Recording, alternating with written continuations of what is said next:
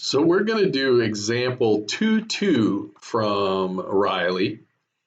We've got, this is what I'm going to call a wedding cake problem. And let me just explain that a little bit because there's really no way around it.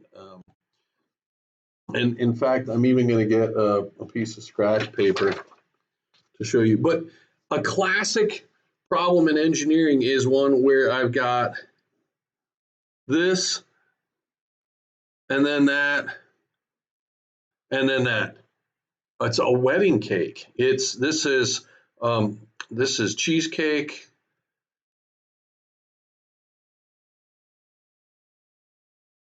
and this is vanilla, and this is chocolate, chocolate, right? It's a wedding cake, and we get three different things going on, and we stack the effects, and then we look at how do these combined effects play out. And we will run several different wedding cake problems throughout the semester, and I'll refer to them as wedding cake problems. So here's our first opportunity to do a wedding cake problem, and it looks like this. The round bar shown in figure 210 has a steel, brass, and aluminum section. Axial loads are applied across the sections A, B, and C, A, B, C, and D. We've got sections. So we've got sections on the end, and then sections where we transition between the materials. If the allowable stresses are 125 megapascals in the steel, 70 megapascals in the brass, and 85 in the aluminum, see how they did that in order though? Steel, brass, aluminum, same the way the wedding cake was made. Steel is equal to the chocolate. It's just my, just the way I see it. It's the way I see it. You could have a least favorite too. Assume that the allowable stresses are the same for tension and compression. That's an assumption we're going to use for a while, almost the whole semester.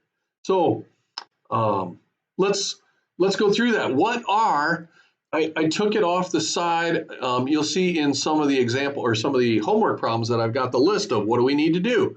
Well, I've got my problem statement. I don't need to copy that over. I could copy elements of the sketch. We'll do that later. What are my givens? Well, I'll title it given, and my sigma allowable for the steel. I probably should have made that bigger, but my sigma allowable for the steel is equal to 125 megapascals. My sigma allowable for the brass is equal to 85 megapascals. And my sigma allowable for the aluminum is equal to, oh, sorry, I got that backwards. Don't use pen. No pen. No pen. This is 70 megapascals. This is 85 megapascals. All right.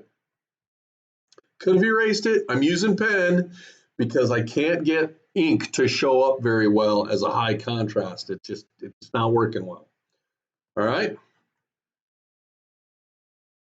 I'll shrink that so you can actually see that I wrote down the aluminum correctly. What do I want to find? The minimum area for each material. The minimum area for each material. All right, so let's draw this out. Same wedding cake I just drew, except I'm gonna, it's the other way. It's going that way, and then it gets bigger, and then it gets bigger yet. And I've got section A, B, C, and D. All right. And I'm going to apply a force here of 270 kilonewtons. I'm going to apply a force here of 245 kilonewtons. I'm going to apply a force here of 200 kilonewtons. and a force here of 225 kilonewtons. All right, we want to know the stresses. So what I want to find, the minimum area. So my equation is going to be, these are all in compression or tension. So my stress is equal to the force over area. So I have to go back to my statics and dynamics knowledge, and I have to figure out the stresses in each region. So I'm going to say there's a region, not read yet. There is a region from A to B. And if I cut it anywhere in that region, it's going to have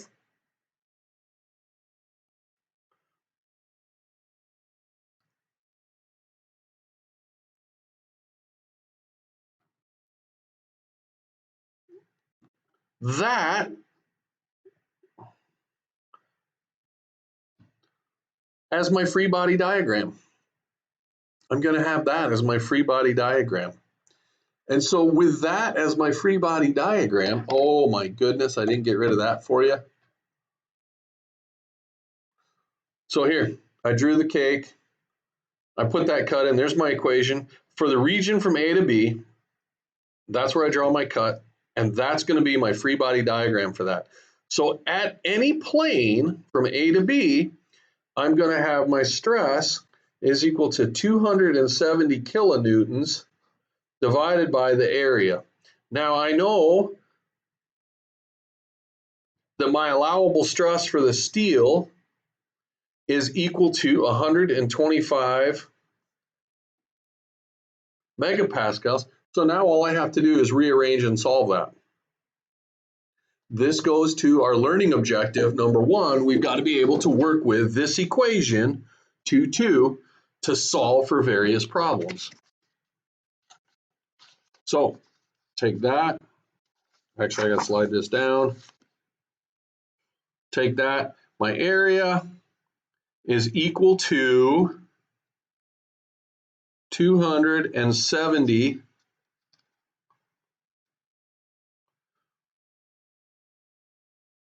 kilonewtons divided by 125 megapascals. 270 divided by 125. I'm going to put you on hold while I grab my calculator. All right, I got equals 2.16. What are my units? Well, this is a kilonewton over a megapascal. Well, that's going to be a meganewton divided by meters squared. So now I've got to watch an M for mega and an M for meter. So we've got to be careful all the time. I can cross out this kilo with that mega, and I'm going to get a kilo on the bottom. All right. And my newtons are going to cancel. And I'm going to get meters squared, but that's on the bottom of the bottom. So that's going to go to the top. So I've got meters squared. So that's going to give me 2.16 E negative 3 meters squared. That still isn't an area, but I know that it's round. So now I can start going to that's pi d squared over 4. And if I solve for that, well, do you want to see the calculator buttons get pushed? Yeah, probably not. But that area, that diameter, D is equal to 52.5 millimeters, or it was 0.0525 meters. But play along. Okay. Slide this back in. That's for the region from A to B. Let's put in another cut here.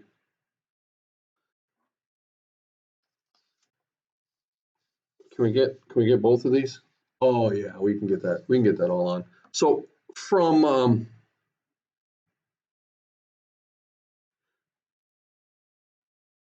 for the region from B to C, I've got my cut, and then I got my vanilla, and I got my chocolate, and I'm pushing on the chocolate with 270 kilonewtons, and I'm pushing back with 245 kilonewtons. So what's this? I've got to have some reaction force. I'm going to draw it that way. And I'm going to put a coordinate system here like this, x. So then I can write some of the coordinate system there. So I can write some of the forces in the x direction are equal to 0. I know, lefty, sorry, I apologize. Equals 270 in the positive direction minus 245 kilonewtons, all kilonewtons, minus that force there, minus, and we're going to call this the reaction force at x. That reaction force equals, well, 0. So the reaction force is equal to 270 minus 245 is equal to 25. I'll put the units back on. Kilonewtons. 25 kilonewtons. So my stress allowable in the brass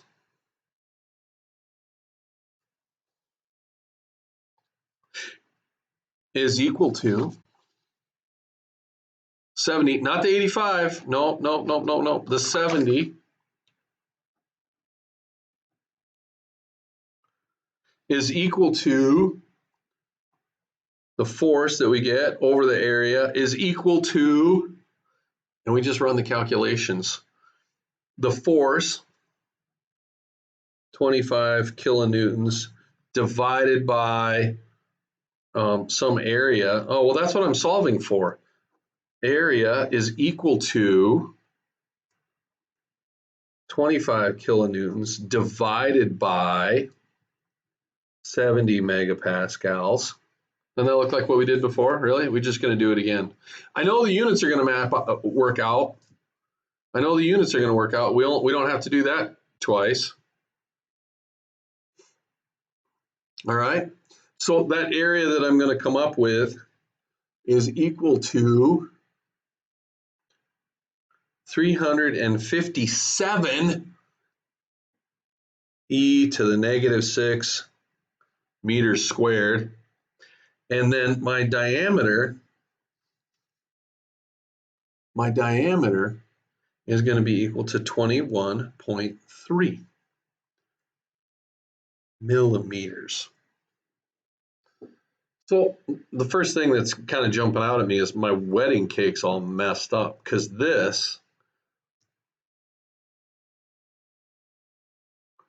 that dimension is 52.5 millimeters, and this dimension is 21.3. So that whole chocolate and vanilla thing's wrong. It's vanilla and then chocolate. It's not. It's vanilla, chocolate. Okay. We got that clear? We're good. Let's move on. Oh, you know what? I always get this question. I always get this question. What if I took that split and I did the other way? So I want to spend a second to do that. What if I started with this and did that, and now I've got 225 kilonewtons pushing there and 200 kilonewtons pushing back, because that's this situation here. 225 and 200, and then I get this surface. Well, I'm going to get a reaction force that way, like that.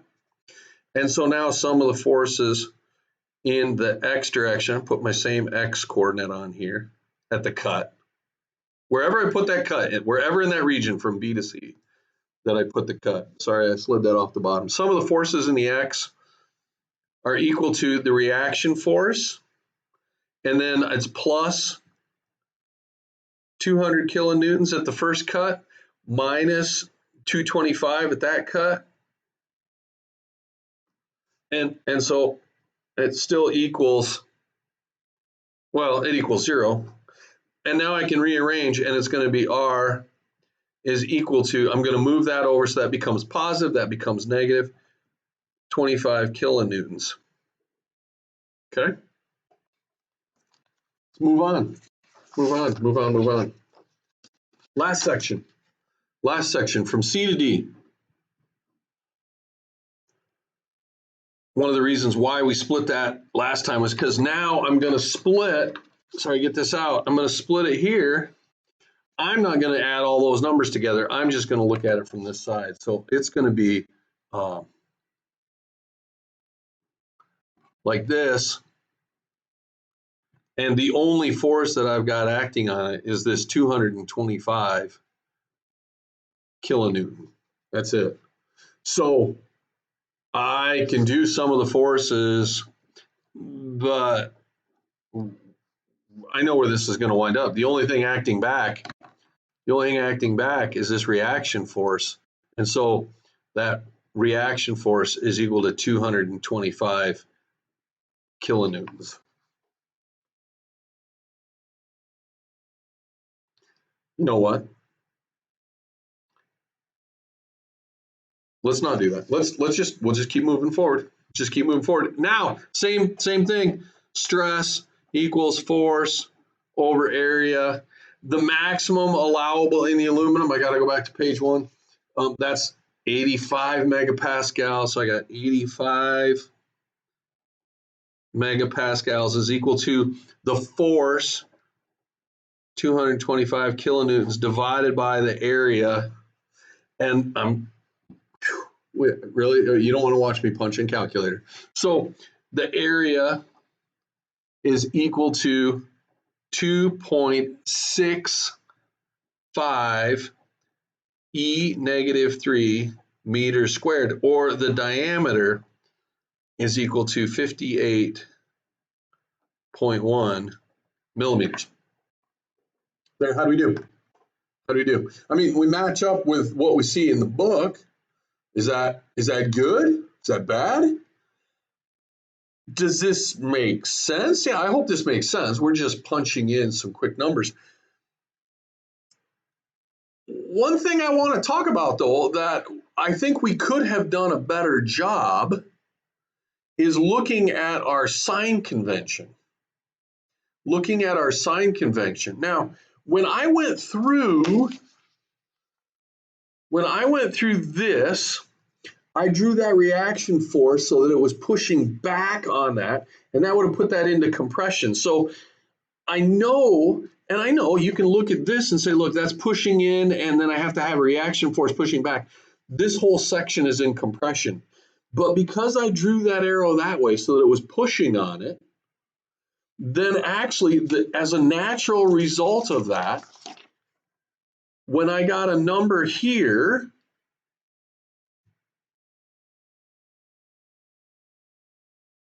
oh, look at that. Because we're not doing this in class. Oh, no. Yeah. I got that as a positive number. So that's positive. So that's in compression. But I've been saying we probably want to move forward and have we want to have compression being negative.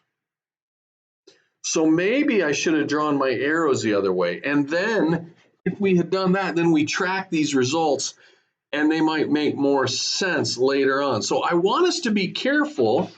And what I want us to do as a result of this, I want us to start with a sign convention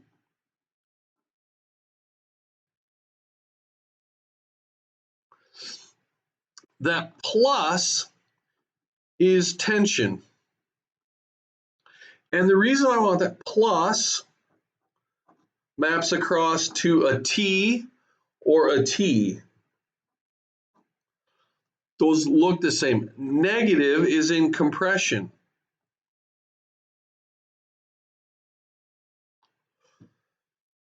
Minus maps to, well, it just doesn't. It's just compression. So if we're going to have positive and tension, then when I have a force on a body, I want to draw the arrow away from the body. Okay? So if I had redone,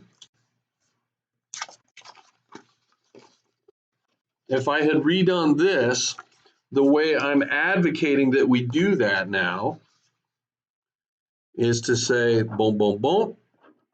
There's that force. Here's my reaction force. Here's my reaction force. And now as soon as I get an answer based on the sign, I'll know whether it's in tension or compression, because I'm going to write down that equation. Sum of the forces in the x direction. Again, here's my x is equal to 0, and I have this force, which was 270 kilonewtons, is equal to 270 kilonewtons. It's acting in the positive x, plus the reaction force, and I'm going to get that R is equal to negative 270 kilonewtons. And I know right away it's in compression. I don't have to go back and think about that. I don't have to go back and look at that. The signs are going to track through with me, and I'm going to get good answers. So I want you to be careful about using signs. I was not, because this is our first one, but that will help us as we go forward. It will help us. We can always understand it. We can go back and we can look at it. But if we define things in a particular way, and the default that, and in fact, this is what the textbook is going to use, of course, is that plus is tension, then tracking these things will become easier. So, all right, there's the end of our first, well, not our first, second example problem.